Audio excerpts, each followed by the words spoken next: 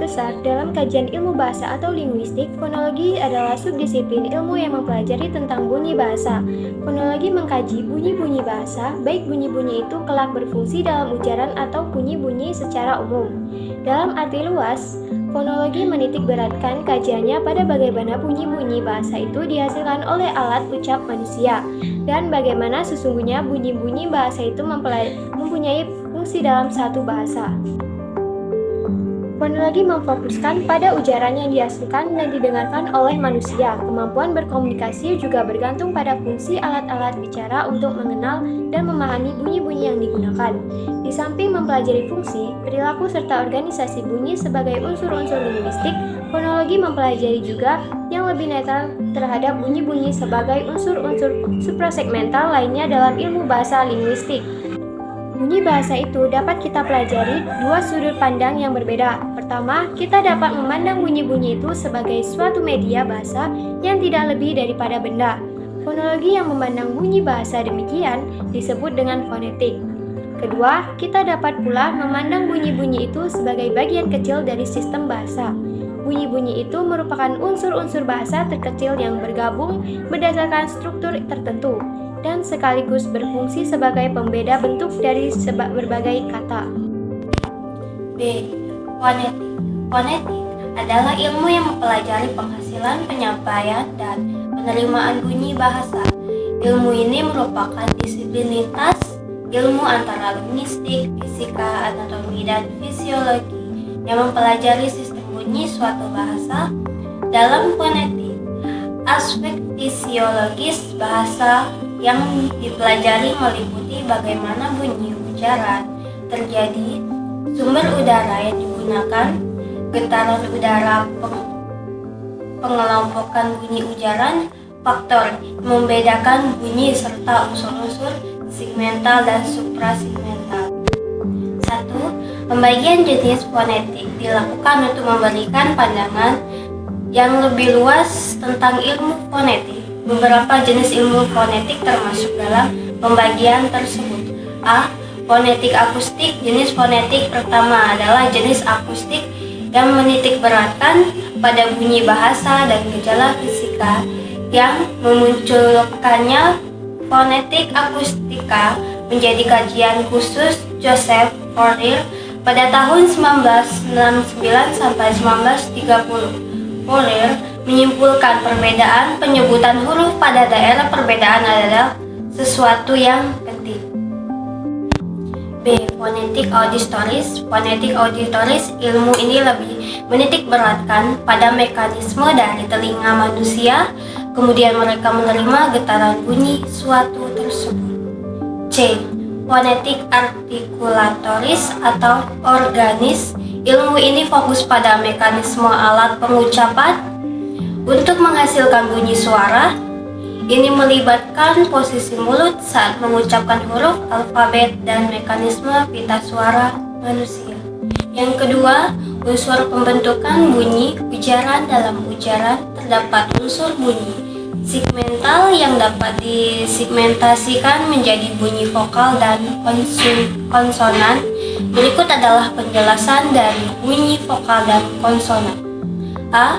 Bunyi vokal. Klasifikasi vokal didasarkan pada tinggi rendahnya lidah, depan belakangnya lidah, dan posisi bibir.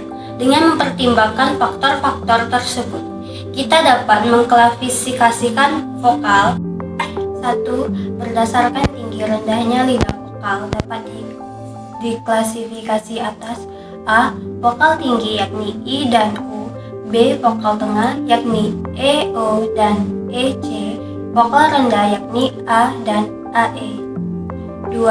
Berdasarkan depan belakangnya lidah, vokal dapat diklasifikasi atas: A.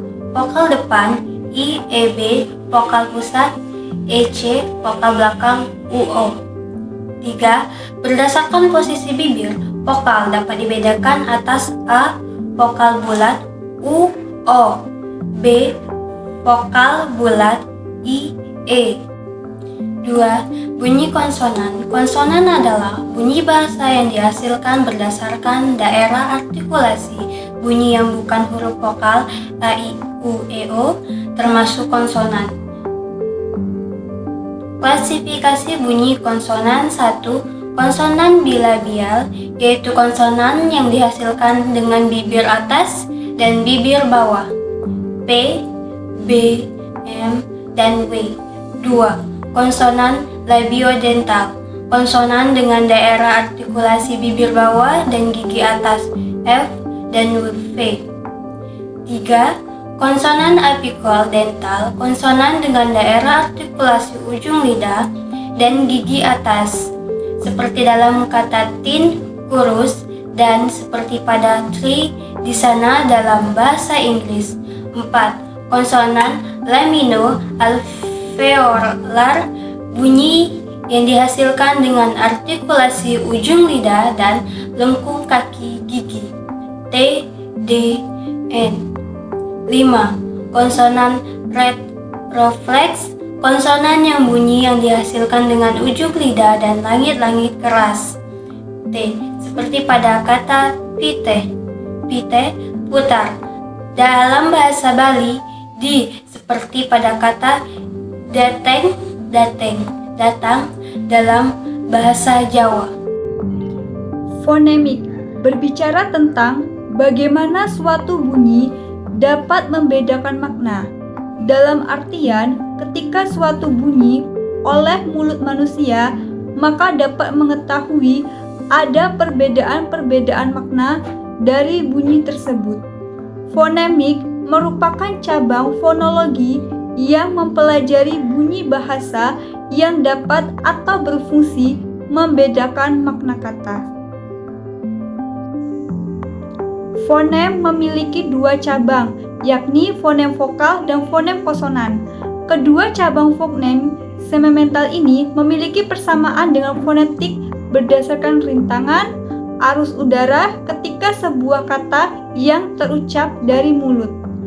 Dalam proses pembentukan makna dari sebuah kata, fonem mengalami beberapa perubahan. Jenis-jenis fonem. 1. Asimilasi. Asimilasi adalah perubahan bunyi dari dua hal bunyi yang tidak sama menjadi bunyi yang sama atau hampir sama.